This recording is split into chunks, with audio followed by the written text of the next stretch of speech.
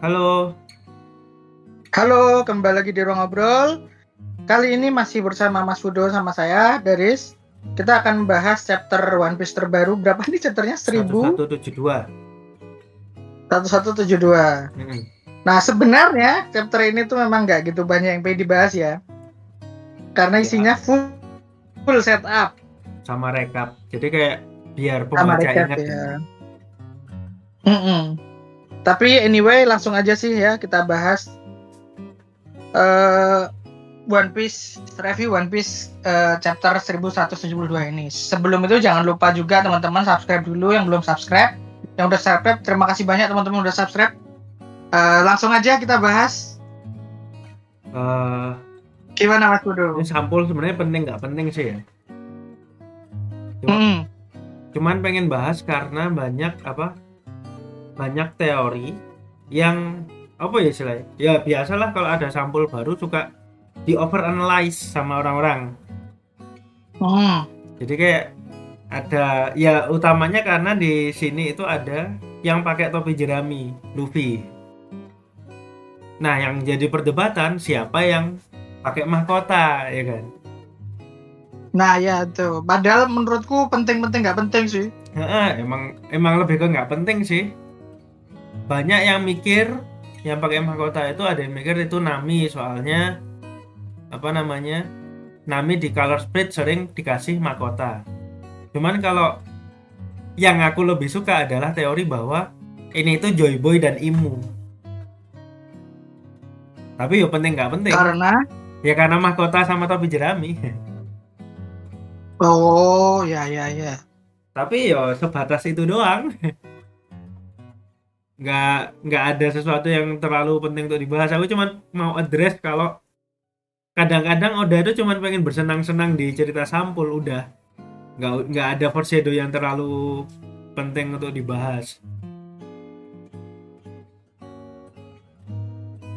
Jadi langsung ke cerita utama. Mm. eh aku sukanya adegan ini tuh kalau Gaban Gaban itu nggak apa ya istilahnya nggak membela diri. Padahal dia punya alasan kenapa dia nggak bisa nyelamatin anak-anak itu. Tapi dia nggak sebut di situ. Betul betul.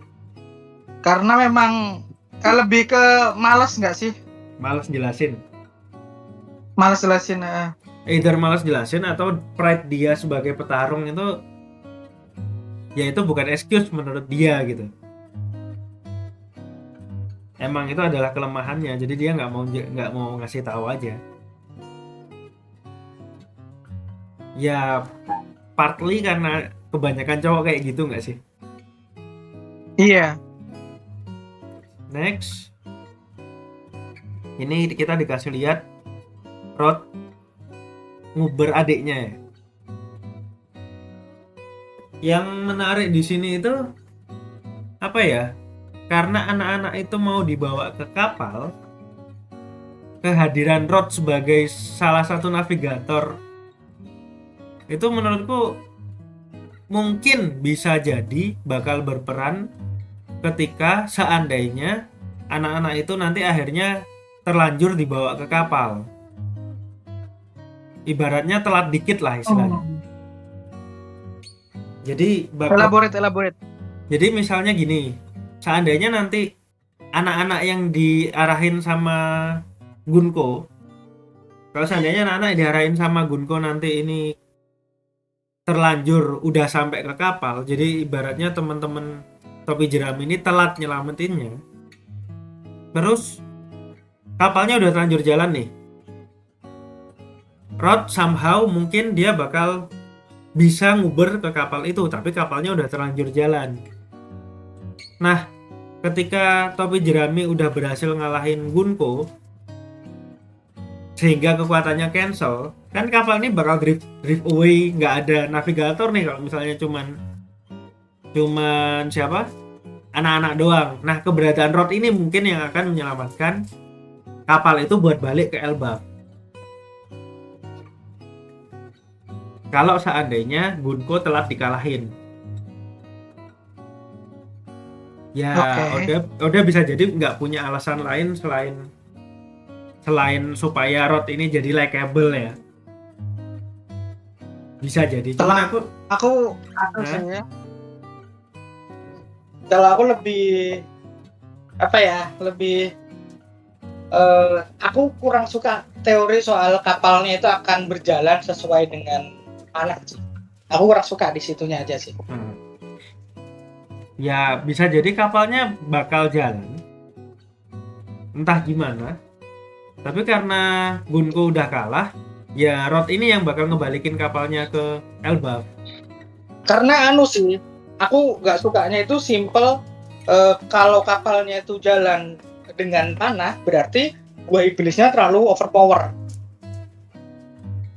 Sebenarnya Buah iblisnya Gunko mas, nggak harus jalan dengan panah ya Mas ya. Jalan bagaimanapun jalan lah, sendiri.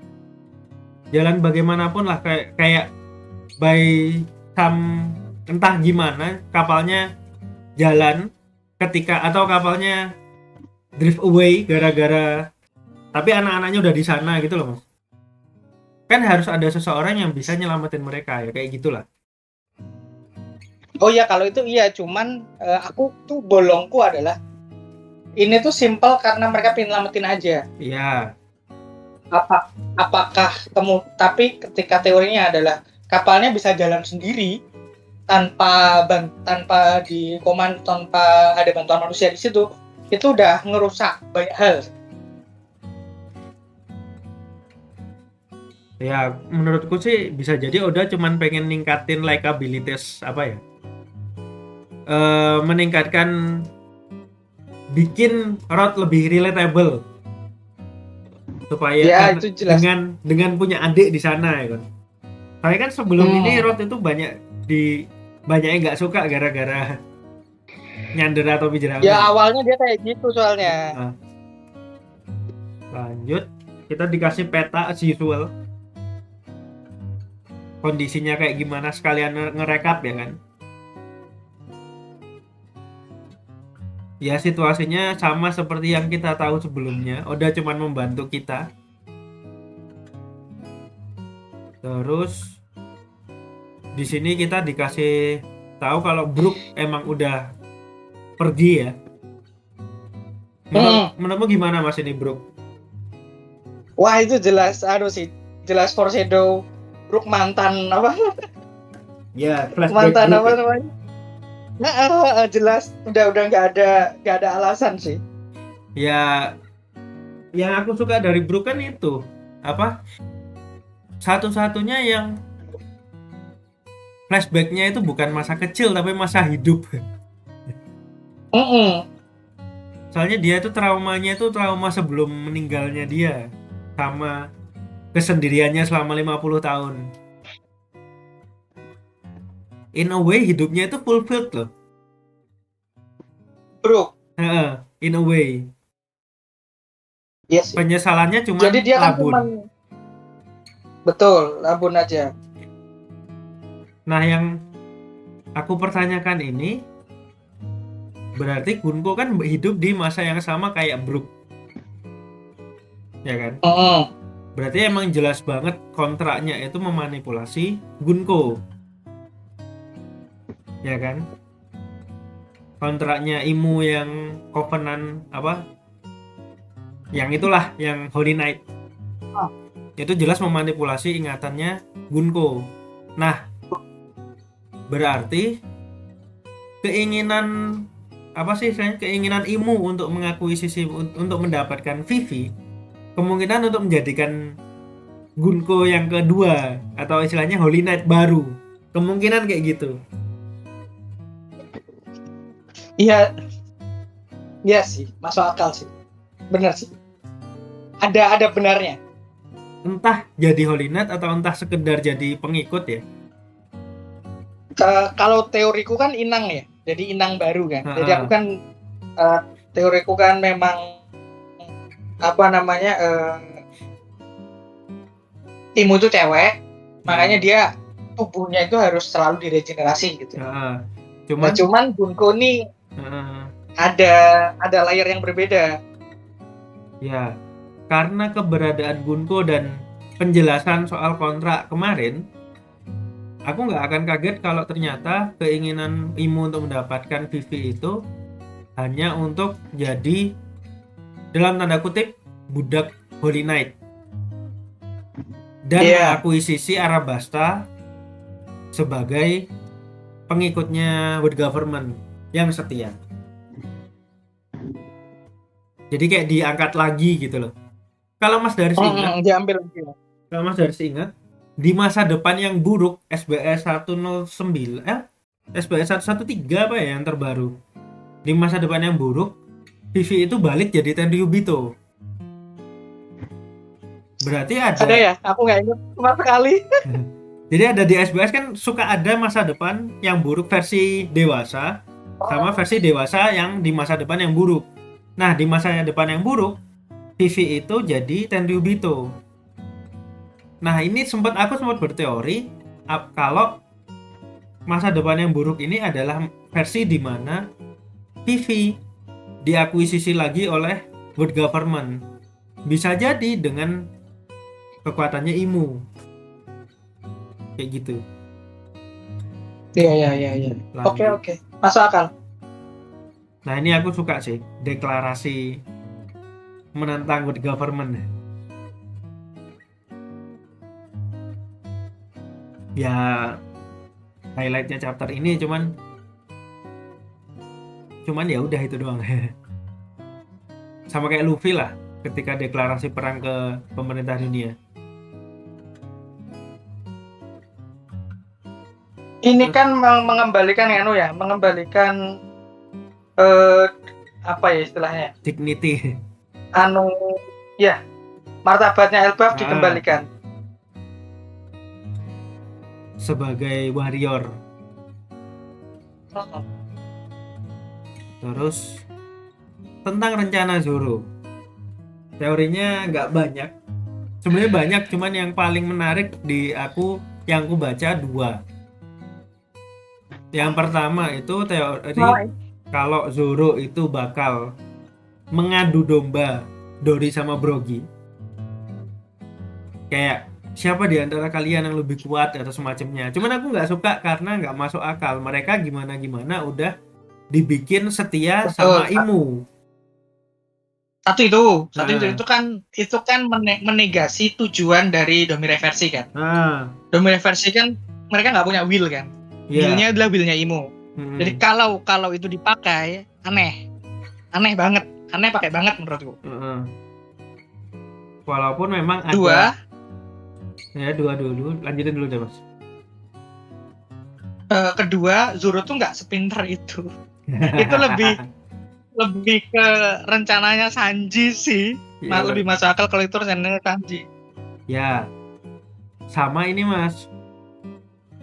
Walaupun memang ada yang melihat apa sih istilahnya paralel dengan ketika bayangannya Zoro dan Sanji ditaruh di zombie thriller bark. Ingat nggak Mas? Pada akhirnya mereka tetap berantem walaupun tetap nurut. Ya kan? Cuman beda sih, menurutku beda. Iya, memang ada yang lihat paralel itu. Cuman aku juga nggak suka. Karena gini, thriller bark itu is supposed to be a joke kan? Ya. Itu kan joke ya, jiwa dan adegan itu kan joke kan. Dan adegan itu muncul bukan di titik tegang. Ya. Jadi nggak ngerusak flow. Kalau ini ngerusak flow dan menegasi Imu sebagai final villain yang beneran jahat gitu. Kayak kekuatannya itu harusnya absolut gitu ya. Dan Dory sama Brogy itu bukan tipe yang akan bersaing karena kuat-kuatan doang. Betul. Persaingan mereka itu di luar itu, kayak siapa yang lebih ini berburunya, kayak gitu-gitu. Lebih bodoh dan itu udah ada di Little Garden. Kalau dipakai di sini berulang. Jadi secara narasi itu memang nggak masuk aja sih. Teori yang kedua deh mas, yang aku suka, dan ini Zoro banget. Ada yang berteori kalau apa, Zoro itu ingin menebang cabang ini sehingga semuanya jatuh ke Underworld. Bener, ada benernya, solusi ini bakal menyelesaikan hampir semua masalah yang ada di sini. Betul, dan itu Zoro banget, brutal. Satu, kebakaran ini mungkin bakal padam karena di bawah dingin, ya kan? Dua, anak-anak ini nggak akan bisa jalan ke kapal kalau cabangnya runtuh, kan kapalnya masih di atas awan. Tiga, kalau mereka ngumpul di bawah, melindungi mereka itu bakal lebih gampang. Ya Aku setuju. Walaupun akan nambah masalah baru sih, tapi itu Zoro banget. Iya, itu Zoro banget dan lebih masuk akal. Tapi ya nggak tahu ya nanti rencana Zoro kayak gimana.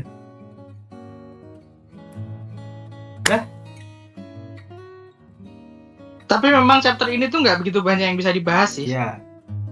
Karena chapter ini tuh setup, jadi aku paham gitu kalau ada teman-teman yang ngerasa, aduh chapternya kok gini banget gitu, kurang. Berarti kita berharap langsung battle, nggak bisa. Karena ini kan komik mingguan ya, orang tuh udah otaknya udah ke membaca tuh udah ke overload sama Flashback.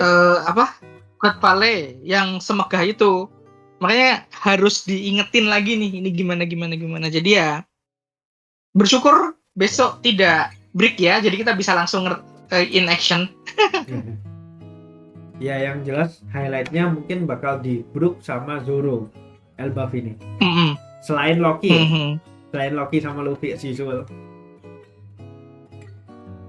Oke. Sayang Usopp nggak? Iya. Nggak kenapa-apa. Sayang banget sih. Ya lihat nantilah, siapa tahu nanti mungkin dapat momen. Ya aku berharapnya Usopp bakal yang nyadarin Dory sama Brogy sih. Entah gimana. Ada lagi? Udah kayaknya mas. Nah, itu aja sih ya, karena emang nggak banyak. Terima kasih udah dengerin sampai akhir. Jangan lupa lagi subscribe teman-teman. Sampai ketemu di konten One Piece selanjutnya. Thank you. Thank you.